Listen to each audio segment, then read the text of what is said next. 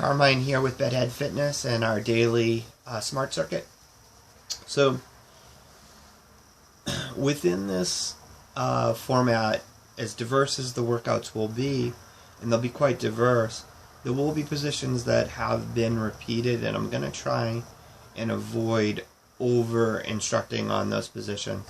I'm going to try and give you a couple of cues, but hopefully you'll have seen the position before, and through watching me you'll be able to imitate. So today I'm going to use a Russian twist, which I've gone pretty carefully over the important elements of it. A second thing about today is we've moved to a different fitness tool, and this is a 12-pound body bar. So, I mean, honestly, you probably could pick it up on a lucky day at TJX or Ocean State Job Lot. Is that what it's called? For $6 to $8, and if you wanted to be foolish, you could go to Sports Authority and spend $30 on it. So it's a tool that can be picked up very affordably, but it's diverse and it's quite effective in quite a few different ways. So I like it as a tool. So it's a 12-pound body bar. It's not extraordinarily heavy.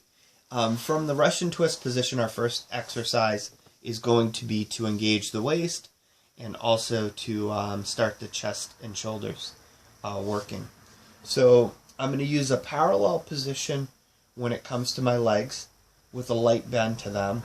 I'm going to push my chest high in the air, and that's going to achieve posture for me, place my shoulders behind my hips, and engage my abs. From that position, I'm going to press overhead and then rotate my shoulder cradle in its entirety in one direction. So one shoulder will dip, but I'm not going to reach down and lose posture. Back to center, press, rotate, and reach. So sort of a kayaking type of paddle. Press, rotate, reach. Don't give up the parallel legs. Don't give up the high chest position. So press, rotate, press, rotate. Now again, I want you to work to a point of some type of fatigue or towards exhaustion, but for time purposes, I'm not going to do so.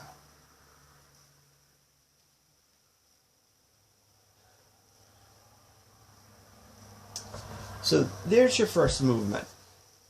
So in that first movement, in the Russian twist position, your hip flexors are used to support that position. Your waist has been engaged, not just your center core, but your rotational muscles and your back extensors. So your whole midriff has been woken up, and your deltoids and chest have been woken up. So that leads nicely into our second group of movements, which is a full body. And the reason that we always move into a full body is here we want to take our heart rate up. And we want as many muscle groups and as many joints in play as possible. So working from your high plank, which I use fairly frequently. So we're in the straight body push-up position. What's going to happen is I was alternating in the other movement, so I'm going to alternate in this movement as well. So from the plank, I'm going to rotate a knee under and lift it towards my chest and return. Now, you don't want your butt to pop in the air as you pull the knee forward. You want to keep the hips flat and low. And that would be your initial method. So my fitness is a little more advanced than that. So what I'm going to do is add a push-up to that same motion. So from that high plank, straight body position, shoulders, hips to ankles, straight body position, glutes engaged, lower back engaged. I'm going to push up, knee under, push up, knee under.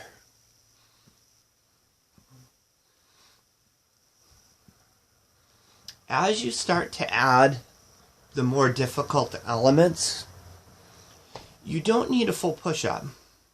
You can use a partial push-up. The one thing with the partial push-up is try hard not to, when you go with the shorter arm bend, not to give up the plank. Don't lose your plank position. Rotating under, rotating under, rotating under, rotating under. So I zipped through that pretty quickly. But to tell you the truth, I was feeling actually quite challenged in the chest and shoulders just from pressing a 12-pound bar in the first movement. So with that movement there, I was engaging my quadricep and my hip flexor, drawing the knee up towards the waist. So that we're going to use the body bar in a different fashion here, and I'm going to change the angle of the camera for this a little bit. So here's my suggested progression here.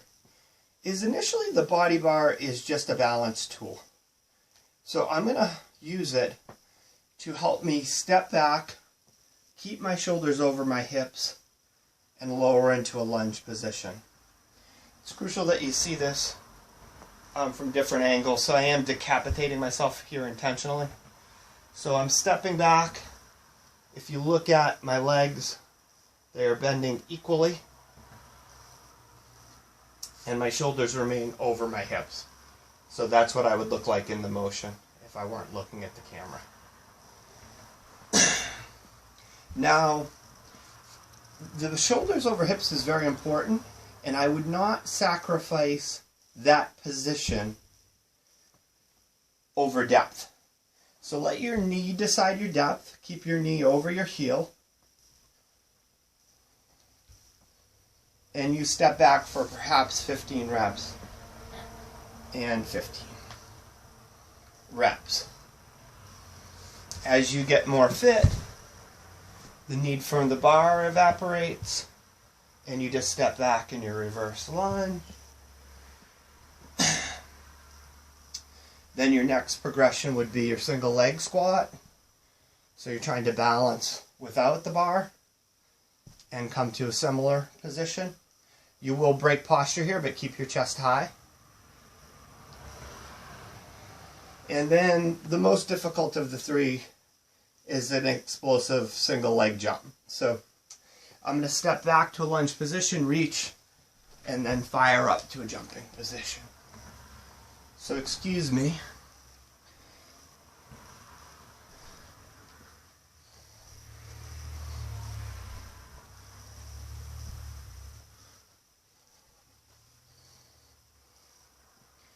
And the same is going to happen on the opposing side.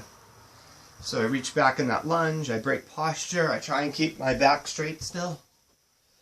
Fire through. Arms fire up.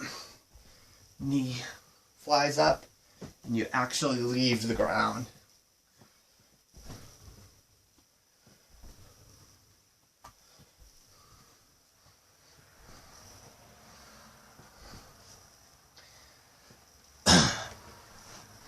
So that third movement, probably from a cardiovascular standpoint, as taxing or more taxing than the middle movement. But you'd be coming back to your Russian twist here, in which you're in a seated position and you're using less muscle groups.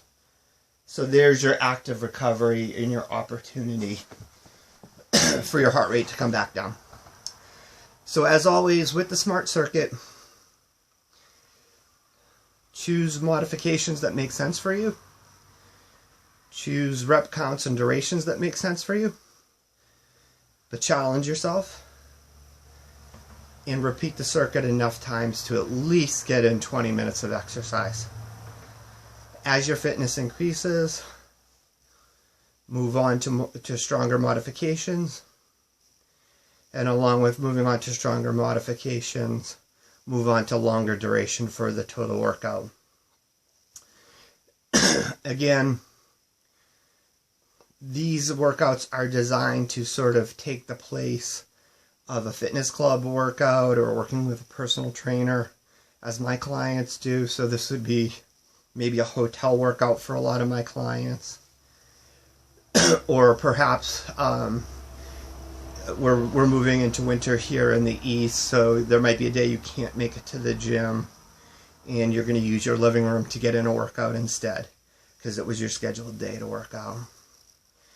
So, or perhaps it's just the easiest thing to do. Wake up before anybody else has any needs from you. Take care of your own personal fitness. Endorphins will flow. You'll start your day with a ton of energy and you'll be highly motivated. As long as you're following up with proper nutrition without the day, that energy will sustain. And you'll have everything taken care of at the very beginning of the day. The last thing with these is they are designed, 20-minute workouts are designed to be a daily format. So I'm generally encouraging 5 hours or so of total exercise, moderately intense exercise for my clients who are working towards significant goals. So if you're going to go to smaller workouts, you do need more frequency to them. So it's not to say you can't take a day off, but primarily you'd want this to be a daily type of ritual. And I'm going to try and give you the ammunition to have lots of different variety to the workouts. I think you should have a handful already. And mix and match. You have the ability to repeat this same circuit, or if you like and you're starting to get a feel and memorizing some of the other circuits, you're welcome to just move from one circuit to another to occupy that 20 to 30 minutes, hopefully getting up to 40 or 45 minutes. So that's your daily smart circuit from Bedhead Fitness.